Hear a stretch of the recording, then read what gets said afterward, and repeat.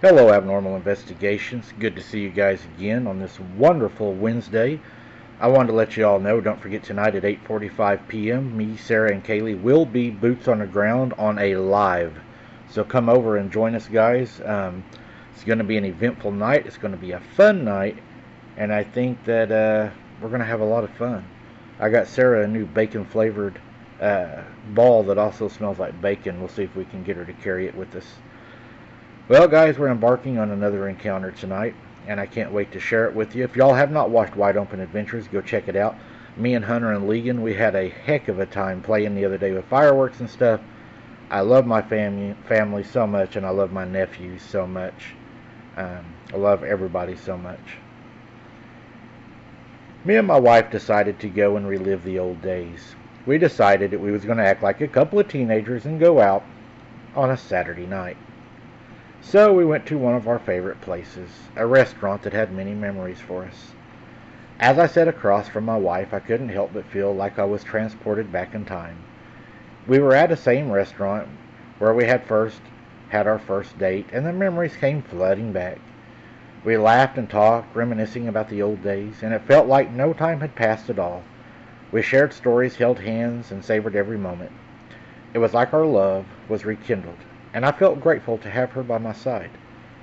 We relived our past, but more importantly, we celebrated our present and looked forward to our future together.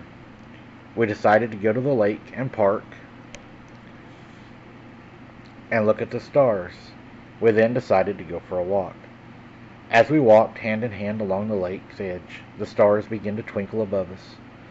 We found a quiet spot to sit and gaze up at the night sky, just like we used to when we were first falling in love.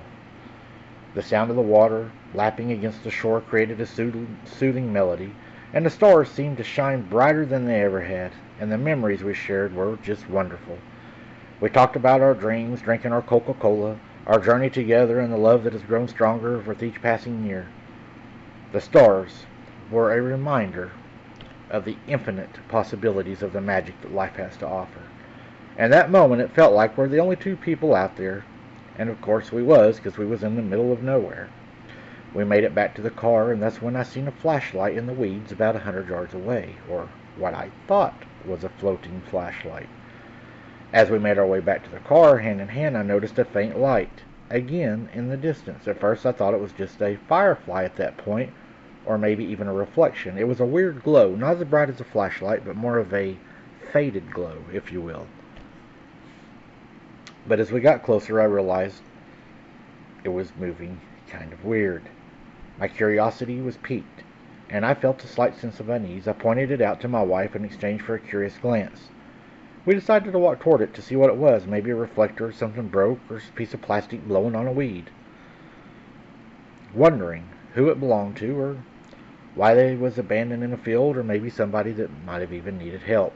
As we approached the beam of light, the light cast an eerie shadow on the ground, and then it just went off. Just as we were about to reach the flashlight, it suddenly went dark. The beam of light vanished, plunging us into an even darkness. We were staring at the light, so now we were darkened, because we were used to looking at a bright light. We stood there frozen, wondering what had just happened. Had someone intentionally turned it off, or had the battery simply died? The silence was palpable, and I could even feel my heart beating faster. I looked at my wife, and her eyes sparkled with a mix of curiosity and concern. We hesitated for a moment, and I said, "You know what? Let's just go back to the car." I was startled while we were sitting in the car as I heard the sound of scratching and tugging at my car door. I turned to my wife, and her eyes were wide with alarm. We both thought it was some kind of wild animal, but nothing could have prepared us for what we saw next. When I turned the flashlight on that I kept in the glove compartment, now it's not a real bright flashlight, but it's enough to where you can see the kind that charges in the cigarette lighter with a USB. I was met with a sight that defied all logic. A creature with the head of a goat and the body of a monkey was trying to open the door. Its eyes had the slits of any demon like I'd ever seen. Its fur seemed to ripple in the light. My wife and I were paralyzed and scared to death as she was screaming right in my ear. Unsure of what to do, the creature seemed to be studying us. It gazed fixed on us, and it was pulling intently on the door, shoving the button in and out. It knew how to open the damn door, and thank God it was locked, and I was praying that lock held. We were trapped, unable to move or speak, as the strange being continued to try to open the door. What happened next was even more unbelievable. I started the car, and we tore out of there. It was on top of the car, and it finally flew off, screaming like what a crow would sound like. Why it sounded like a crow, I have no idea, but that's exactly what it sounded like.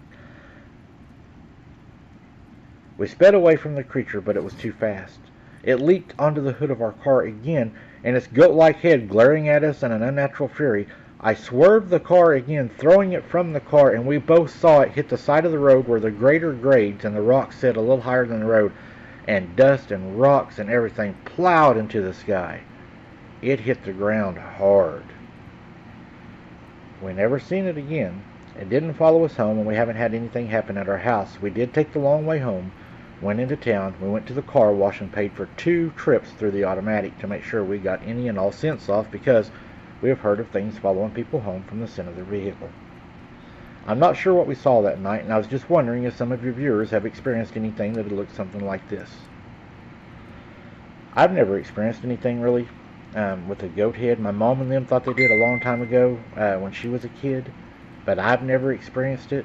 Maybe some of you had, and maybe you can help this guy kind of figure out what happened. Thank you for listening, guys. Don't forget tonight, 8:45 p.m., around that time, real close to it, if not exactly, we will be boots on the ground tonight, guys. Come and join us on the live.